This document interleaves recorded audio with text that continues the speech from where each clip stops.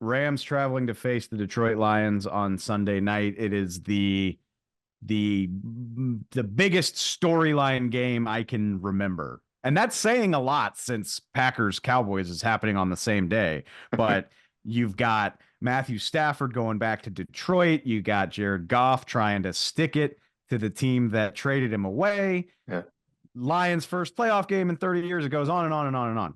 First Yeah. home playoff game, I should say. But we were talking about this earlier in the week, and you pointed out something to me that I hadn't thought about, which is the Sean McVay angle of this whole thing, which is that he's probably a guy that really wants to avoid losing to the quarterback that he decided wasn't good enough for his offense, right?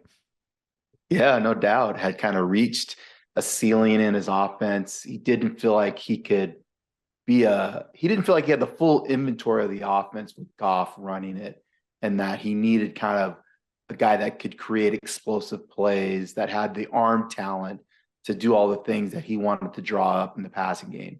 And he found that in Stafford, no doubt. He gets out and goes Stafford, and you just see another level of that offense that McVay was able to reach with Stafford leading it. And now he's going to be facing the guy he kind of moved on from in the postseason. And so, that's kind of an interesting storyline. Of course, McVay said all the right things when we talked to him this week, how he's really impressed with the growth and development that he's seen from Goff, and expected Goff to kind of make those leaps in development. But let's not get it twisted. Goff leads the league in turnovers since 2017, 107 turnovers. He still gives the ball away at times. And so when you talk about the Rams, they're very familiar with Goff and the way he plays when he's pressured. They practice against him on a regular basis. When you talk about Aaron Donald, Jordan Fuller, and John Johnson, some of those safeties, and some of those defensive coaches, when you talk about Eric Henderson, their D-line coach, or Shula, their linebacker coach, Aubrey Pleasant, their DB coach. So they have intimate experience and knowledge in defending Goff. And so it'll be an interesting chess match in terms of, how they're going to play him, how they're going to combine rush and coverage, and can they make Goff give up the football. I think it's a pretty well-known trope by now Goff, not the most mobile guy, doesn't react the best to pressure. I can't help but think the Rams are pretty uniquely equipped to do that. Obviously, Aaron Donald needs no introduction, but the other guy might, Kobe Turner, turning in a hell of a season in his own right.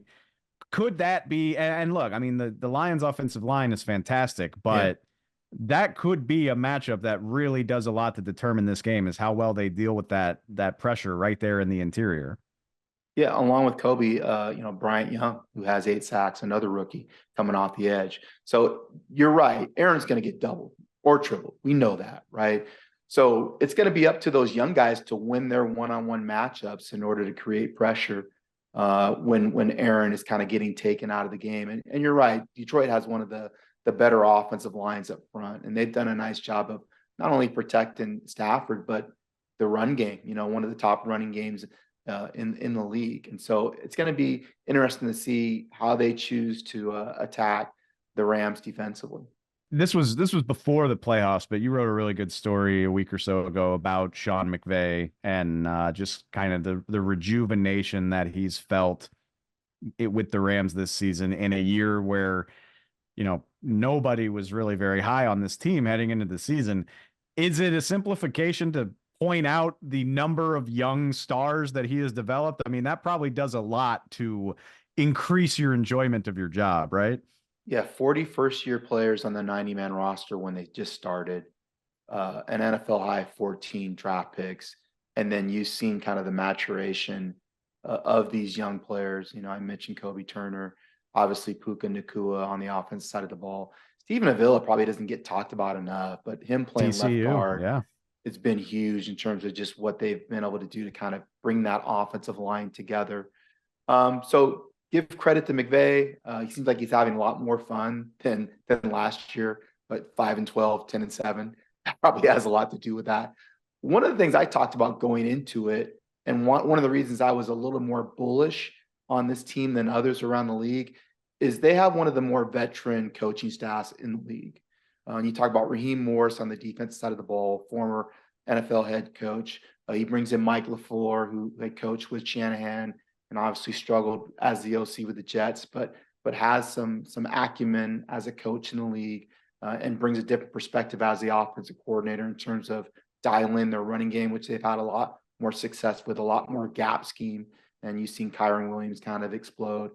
Chris Shula is a good positional coach at linebacker. Eric Henderson is one of the best defensive line coaches in the league. Aubrey Pleasant, DB coach. Eric Yarber, receiver coach. Could kind of go on and on. And I think just having good teachers at those positional coaching positions has really helped that young group mature a lot sooner than maybe people expected.